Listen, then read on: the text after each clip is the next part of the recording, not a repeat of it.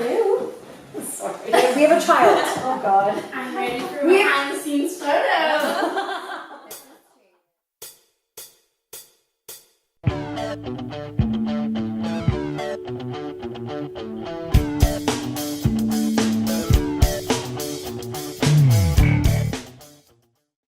Hi there and welcome to the Malvados showroom. I am lucky enough today to be chatting with one of my favorite people in the world, Miss Jen Rainnie. All right, we are here talking about Malvados. As you can see, just the brainchild of Miss Jen Rainnie here. How's it been?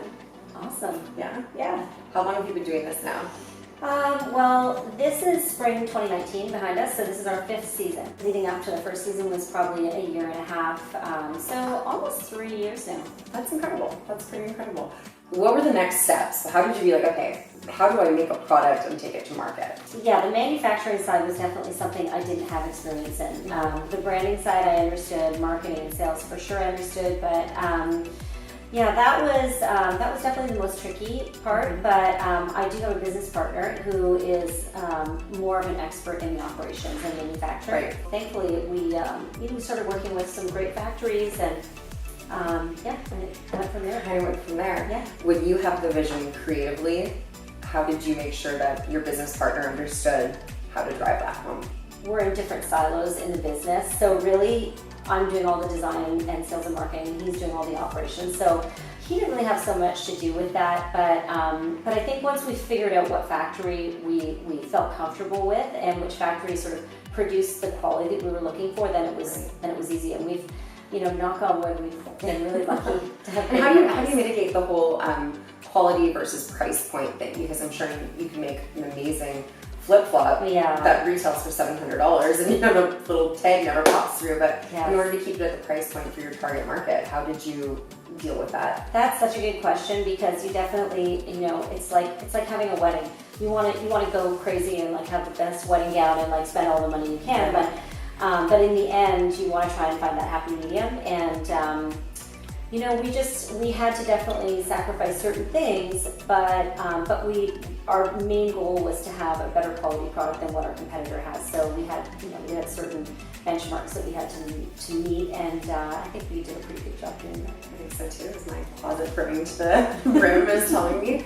So that's a different side of it. What's the feedback you've been hearing, and maybe what's the way that you actually altered things a little bit based on the feedback? Well, okay, the funny thing was we started, as you know from our previous conversations we had about the brand, we started as a flip-flop brand, and our whole idea was to create a more fashion-forward, just beach flip-flop. Right. And, we wanted So that would be the playa, yeah, this guy right here. Exactly. Mm-hmm. And then we also wanted to have this like feminine, sleek-looking style, which is a bit more fashion-forward.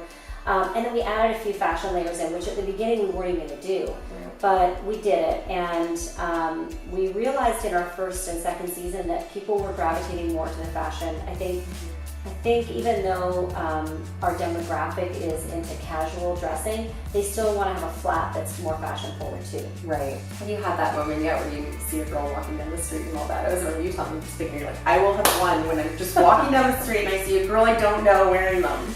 Yeah, actually, it's funny. It happened in the hair salon. No way. Yeah, I was like under the thing in the foils. It's like, I know those. I think I walked in and she was under the thing with the foils, and so that was the first time I saw someone. Amazing. Yeah, it was funny though, because friends of mine will see people and take photos and send them to me. So like these random photos of feet of strangers. People have never found your phone. They're like, yes, that's girl into. What is this? So just to end things off, we always have to get a tip from you.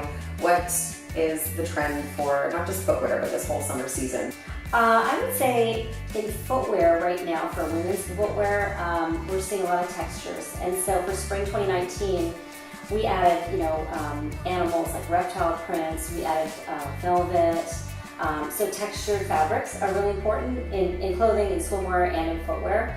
And bright pops of color, even though we're, as you can see, we're probably 70% neutral kind of tones, but definitely like your brights and your yellows and your blues. Cool. Super important. What about like that beachy street vibe to get a tidy outfit together? I would say like With your footwear, I mean, I'm into neutrals myself. I always love having neutrals and then bringing the color in and what I'm wearing. Right. But I think you can do both this season. Don't be shy. Yeah, don't be shy. You can add some color on your feet as well and mix it all up and have a great statement. Well, thank you so much for sharing your expertise on the business side and, of course, the trend side. Sexy little mama. Aw. Thank you for having us. Thanks for coming. Bye. Want to have your female-powered organization featured on Broadworld? Get in touch at broadworld.co/hello.